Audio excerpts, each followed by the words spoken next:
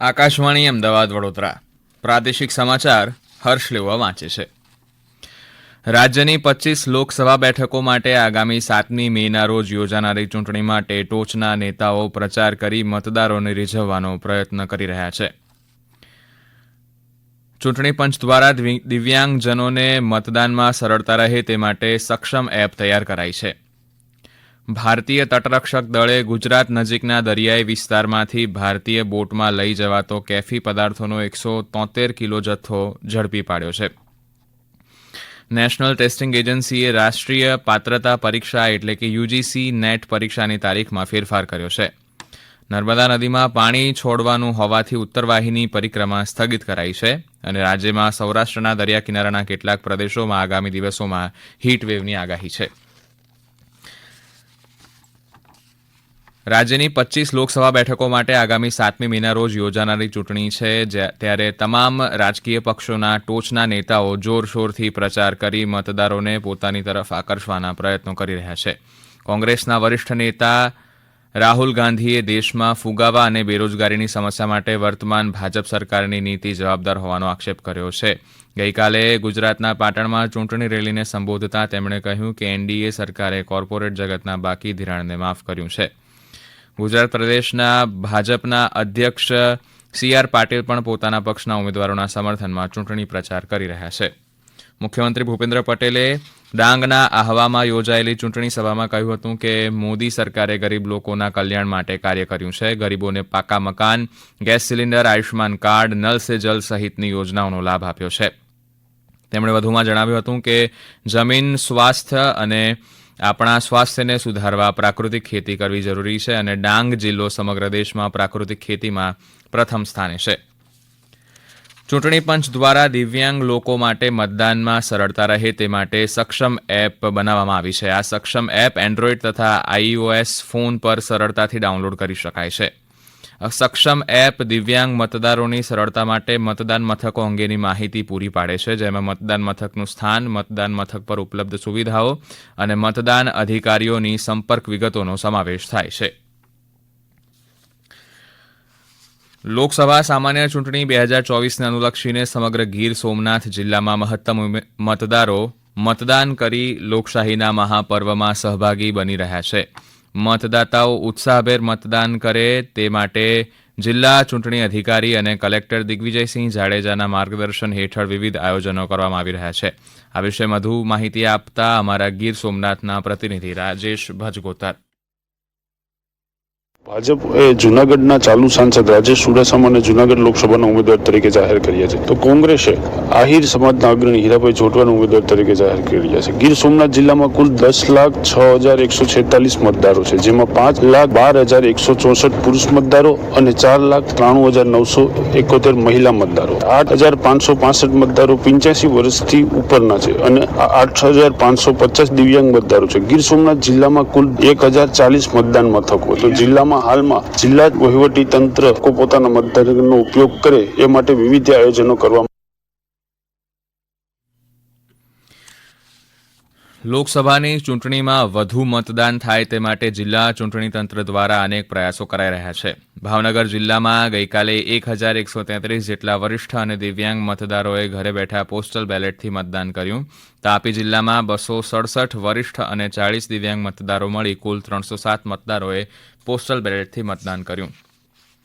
રાજકોટ સંસદીય મત વિસ્તારમાં ચૂંટણીમાં ફરજ બજાવતા પોલીસ અને અન્ય કર્મચારીઓ માટે વાંકાનેર, ટંકારા અને જસદણ સહિત કુલ 7 જગ્યાઓ પર બેલેટ પેપરથી મતદાનનો ગઈકાલથી પ્રારંભ કરવામાં આવ્યો છે. જે અંતર્ગત રાજકોટ પૂર્વ તથા રાજકોટ પશ્ચિમ વિધાનસભા વિસ્તારના કર્મચારીઓ માટે શ્રી S.V. વિરાણી વિદ્યાલય ખાતે વ્યવસ્થા કરાઈ હતી, જ્યારે ચૌધરી હાઈસ્કૂલ ખાતે રાજકોટ પૂર્વના 1,037 તથા રાજકોટ પશ્ચિમના 3,103 કર્મચારીઓ માટે પોસ્ટલ બેલેટ દ્વારા મતદાનની પ્રક્રિયા હાથ ધરવામાં આવી હતી.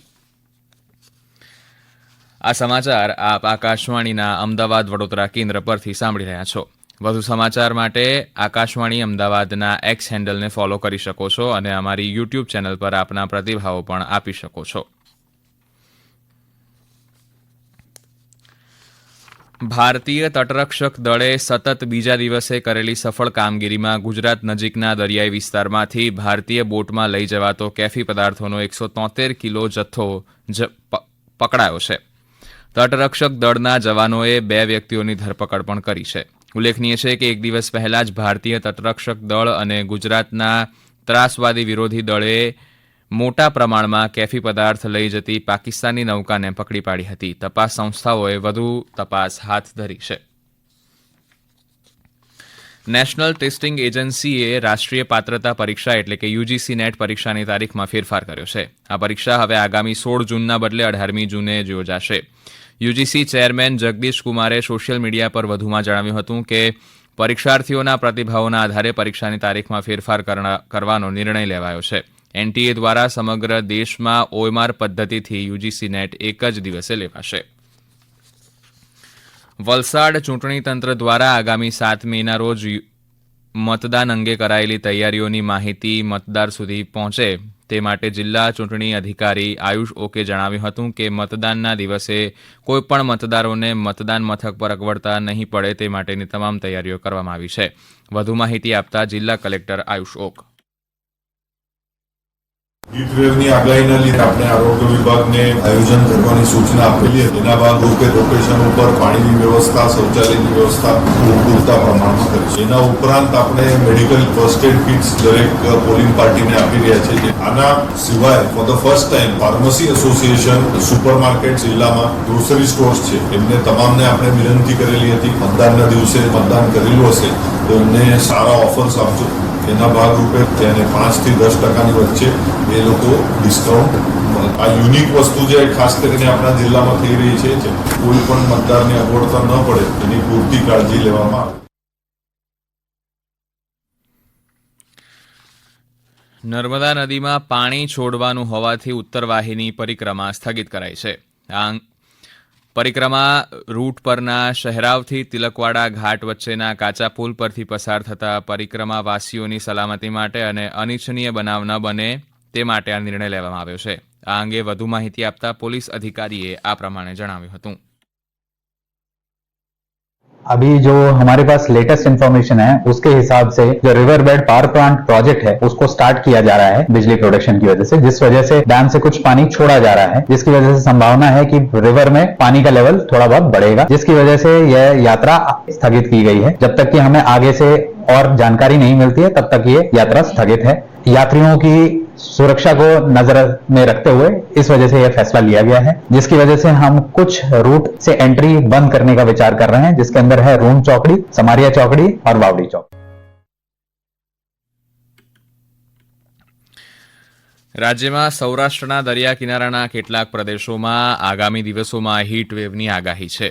હવામાન વિભાગ દ્વારા સૌરાષ્ટ્ર, ભાવનગર અને દીવમાં અલગ અલગ વિસ્તારોમાં હીટવેવની સ્થિતિને પગલે બાળકો, વૃદ્ધો અને દર્દીઓને સાવચેતી રાખવા જણાવાયું છે. દરમિયાન રાજ્યમાં રાજકોટ, સુરેન્દ્રનગર, વડોદરા, મહુવા, કેશોદ સહિતના સ્થળોના મહત્તમ તાપમાન 41 ડિગ્રી નોંધાયું હતું. અમદાવાદમાં મહત્તમ તાપમાન 40.5 ડિગ્રી નોંધાયું હતું અને લઘુત્તમ તાપમાન 28.2 ડિગ્રી નોંધાયું હતું. અમરેલીના બગસરા જેતપુર હાઈવે પર અકસ્માતની ઘટનામાં 2 લોકોના મૃત્યુ થયા છે અને 16 લોકો ઘાયલ થયા છે. અમરેલીથી અમારા પ્રતિનિધિ હરેશ ટાંક જણાવે છે કે ગઈકાલે સાંજે ખાનગી ટ્રાવેલ્સની બસ અમરેલીથી વિસાવદર જઈ રહી હતી ત્યારે બગસરા જેતપુર હાઈવે પર બગસરા શહેરથી 3 કિલોમીટર દૂર બસના ચાલકે સ્ટીયરિંગ પરથી કાબુ ગુમાવી દેતા બસ પલટી ગઈ હતી, જેમાં 2 લોકોના ઘટના સ્થળે જ મોત નીપજ્યા હતા. મુખ્ય સમાચાર ફરી એકવાર. રાજ્યની 25 લોકસભા બેઠકો માટે આગામી 7મી મેના રોજ યોજાનારી ચૂંટણી માટે ટોચના નેતાઓ પ્રચાર કરી મતદારોને રીઝવવાનો પ્રયત્ન કરી રહ્યા છે. ચૂંટણી પંચ દ્વારા દિવ્યાંગજનોને મતદાનમાં સરળતા રહે તે માટે સક્ષમ એપ તૈયાર કરાઈ છે. ભારતીય તટરક્ષક દળે ગુજરાત નજીકના દરિયાઈ વિસ્તારમાંથી ભારતીય બોટમાં લઈ જવાતો કેફી પદાર્થોનો 173 કિલો જથ્થો ઝડપી પાડ્યો છે. નેશનલ ટેસ્ટિંગ એજન્સી રાષ્ટ્રીય પાત્રતા પરીક્ષા એટલે કે યુજીસી નેટ પરીક્ષાની તારીખમાં ફેરફાર કર્યો છે. નર્મદા નદીમાં પાણી છોડવાનું હોવાથી ઉત્તર વાહિની પરિક્રમા સ્થગિત કરાઈ છે અને રાજ્યમાં સૌરાષ્ટ્રના દરિયા કિનારાના કેટલાક પ્રદેશોમાં આગામી દિવસોમાં હીટવેવની આગાહી છે. આકાશવાણીના અમદાવાદ વડોદરા કેન્દ્ર પરથી પ્રાદેશિક સમાચાર પૂરા થયા. નમસ્કાર.